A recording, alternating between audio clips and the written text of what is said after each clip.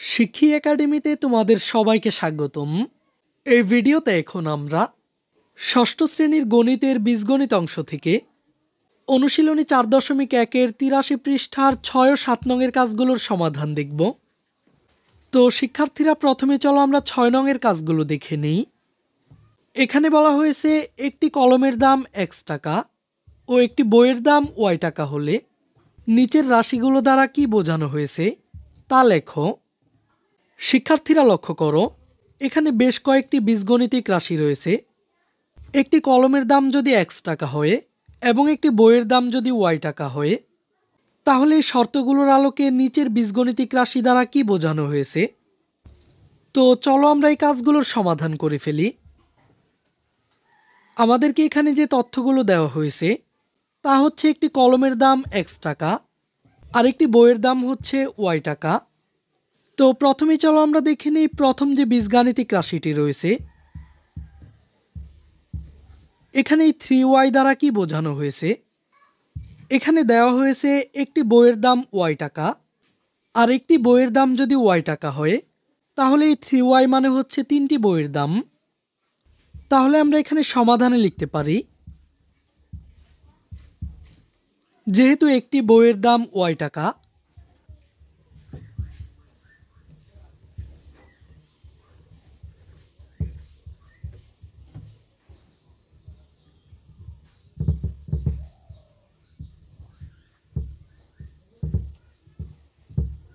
যেহেতু একটি বইয়ের দাম y টাকা, তার মানে এখানে এই 3y দ্বারা তিনটি বইয়ের দামকে বোঝানো হয়েছে। তাহলে আমরা লিখতে পারি 3y দ্বারা তিনটি বইয়ের দামকে বোঝানো হয়েছে।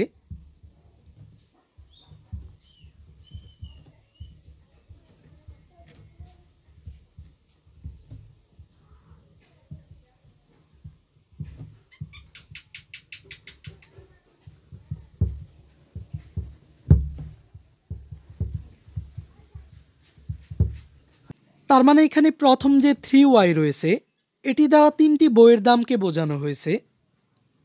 এরপর দ্বিতীয় রাশিটিতে রয়েছে 7x।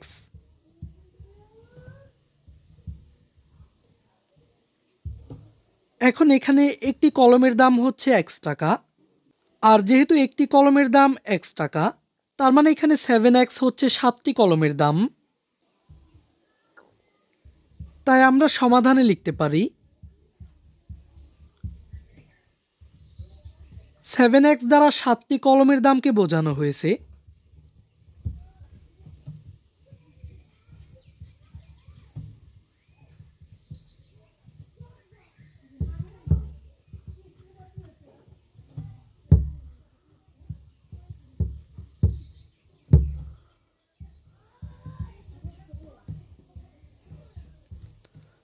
তার মানে এখানে 7x হচ্ছে 7টি কলমের দাম। এরপর তৃতীয় রাশিতে রয়েছে x প্লাস 9y।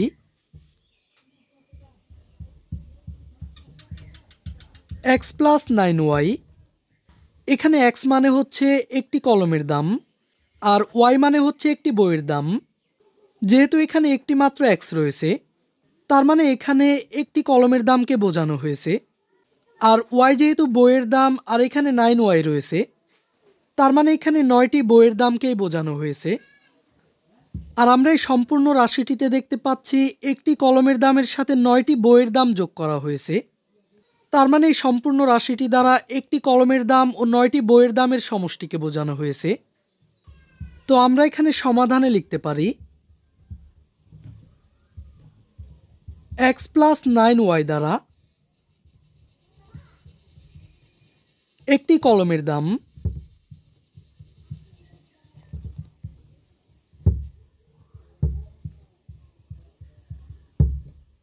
ও 9টি বইয়ের দামের সমষ্টিকে বোঝানো হয়েছে।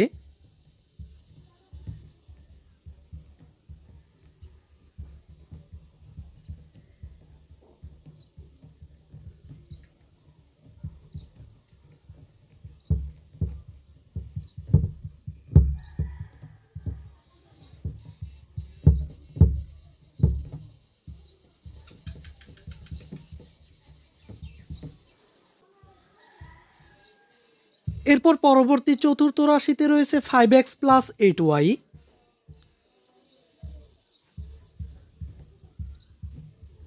5x প্লাস 8y, এখানে x মানে হচ্ছে একটি কলমের দাম, আর 5x মানে হচ্ছে 5টি কলমের দাম। একইভাবে y মানে হচ্ছে একটি বইয়ের দাম, আর 8y মানে হচ্ছে 8টি বইয়ের দাম। তার মানে এই সম্পূর্ণ রাশিটি দ্বারা 5টি কলমের দাম ও 8টি বইয়ের দামের সমষ্টিকে বোঝানো হয়েছে। তো আমরা এখানে সমাধানে লিখতে পারি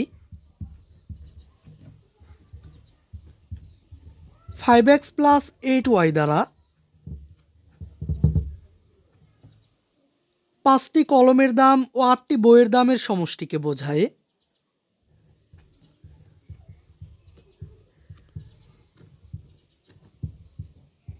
পাঁচটি কলমের দাম ও 8টি বইয়ের দামের সমষ্টিকে বোঝায়।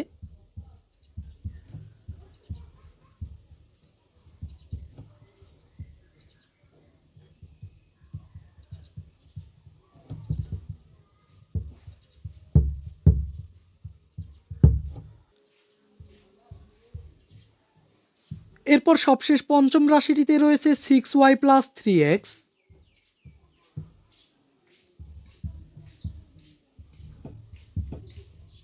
6y প্লাস 3x, এখানে y হচ্ছে একটি বইয়ের দাম, আর 6y হচ্ছে 6টি বইয়ের দাম। একইভাবে x মানে হচ্ছে একটি কলমের দাম, আর 3x মানে হচ্ছে 3টি কলমের দাম।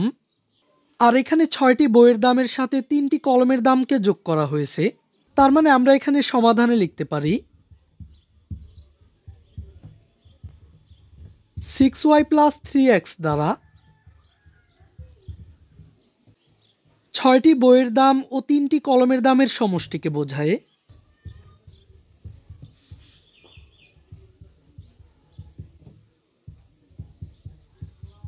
6টি বইয়ের দাম ও 3টি কলমের দামের সমষ্টিকে বোঝায়।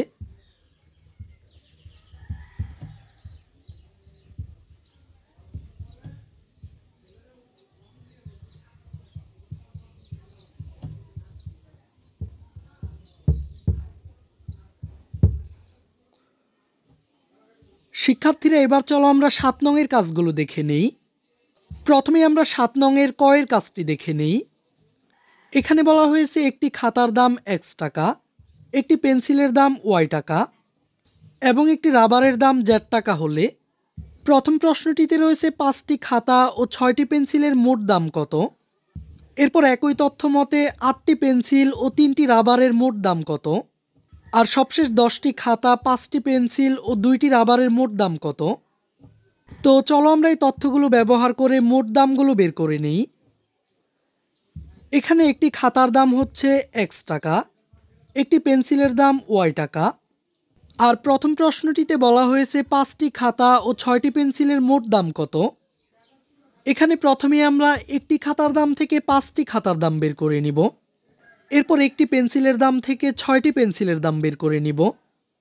আর সবশেষে আমরা এই 5টি খাতার দামের সাথে 6টি পেন্সিলের দাম যোগ করে দিব। এখানে একটি খাতার দাম হচ্ছে x টাকা,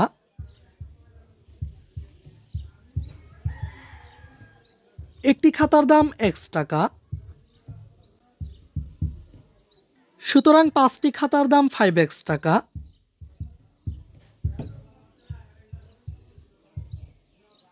এরপর একটি পেন্সিলের দাম y টাকা,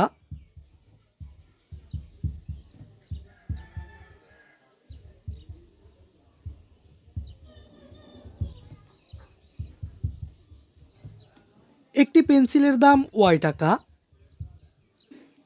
সুতরাং 6টি পেন্সিলের দাম 6y টাকা।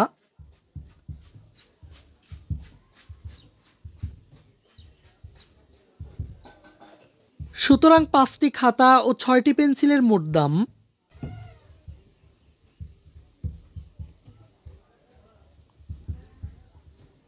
5টি খাতা ও 6টি পেন্সিলের মোট দাম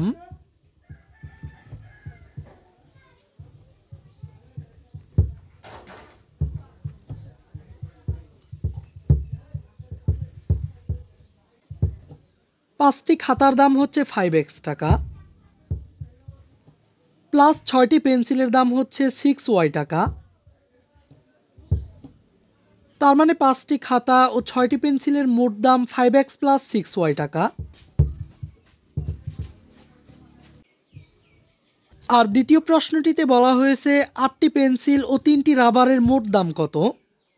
এখানেও আমরা প্রথমে 8টি পেন্সিলের দাম বের করে নিব, এরপর 3টি রাবারের দাম বের করে মোট দাম বের করব। একটি পেন্সিলের দাম হচ্ছে y টাকা,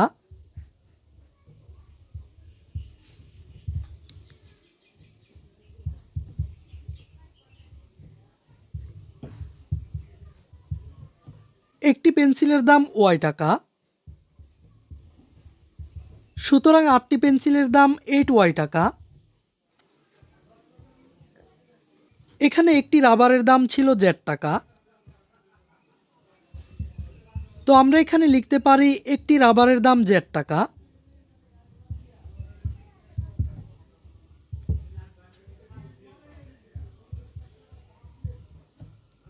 সুতরাং 3টি রাবারের দাম 3z টাকা।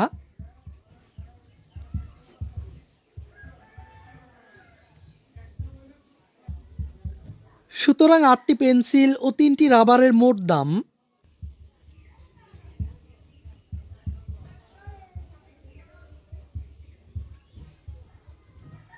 8টি পেন্সিল ও 3টি রাবারের মোট দাম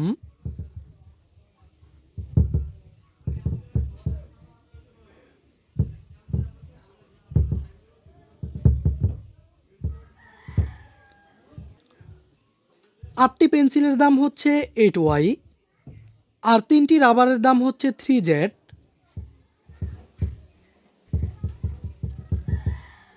তার মানে 8টি পেন্সিল ও 3টি রাবারের মোট দাম হচ্ছে 8y প্লাস 3z টাকা।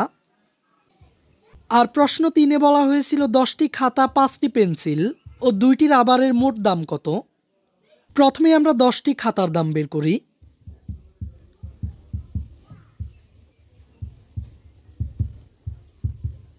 একটি খাতার দাম হচ্ছে x টাকা,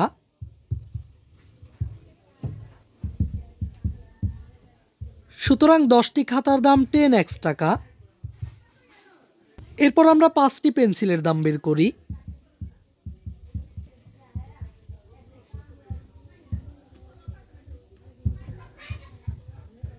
একটি পেন্সিলের দাম হচ্ছে y টাকা, সুতরাং 5টি পেন্সিলের দাম 5y টাকা।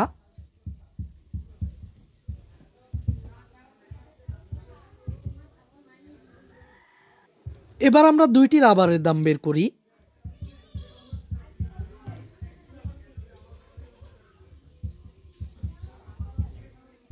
একটি রাবারের দাম z টাকা, সুতরাং 2টি রাবারের দাম 2z টাকা।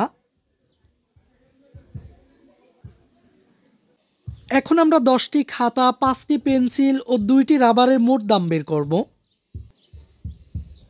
সুতরাং 10টি খাতা,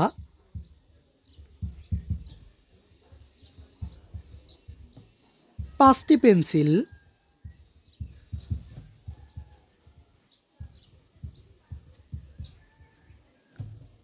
ও 2টি রাবারের মোট দাম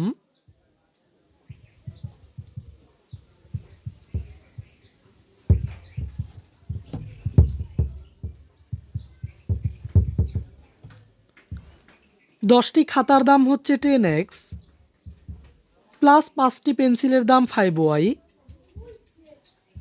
এরপর প্লাস 2টি রাবারের দাম 2z। তার মানে 10টি খাতা, 5টি পেন্সিল ও 2টি রাবারের মোট দাম হলো 10x plus 5y plus 2z টাকা।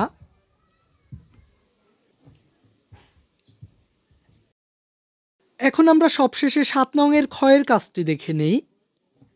এখানে বলা হয়েছে 1 হালি কলার দাম x টাকা হলে 5 হালি কলার দাম কত এবং 12টি কলার দাম কত। তো প্রথমে চলো আমরা 5 হালি কলার দাম বের করি। এখানে 1 হালি কলার দাম x টাকা,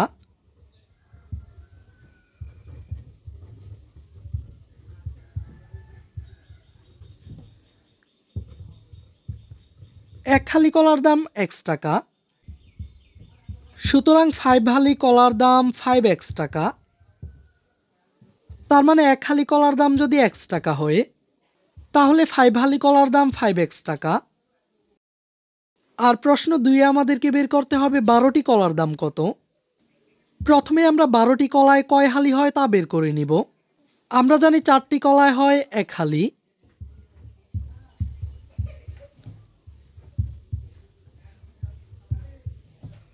চারটি কলায় 1 হালি,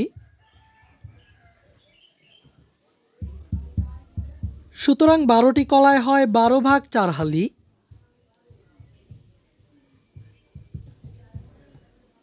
তো এখানে আমরা 12কে 4 দিয়ে ভাগ করে পাই 3। তার মানে 12টি কলায় হয় 3 হালি। এখন 1 হালি কলার দাম হচ্ছে x টাকা।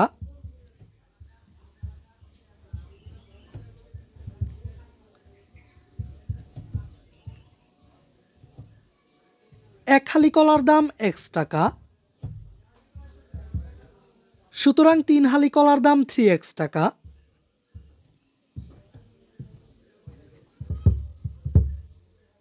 যেহেতু 3 হালি কলায় 12টি কলা হয়, তার মানে 12টি কলার দাম হচ্ছে 3x টাকা। তো আমরা লিখতে পারি 12টি কলার দাম 3x টাকা।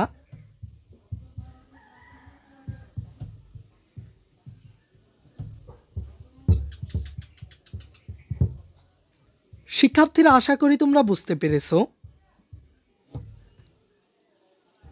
এই ক্লাসে এই পর্যন্তই। পরবর্তী ক্লাসে আমরা 8 নং এর কাজগুলোর সমাধান দেখব। তাই পরবর্তী ক্লাসটি পাওয়ার জন্য এই চ্যানেলটিকে এখনই সাবস্ক্রাইব করে রাখো।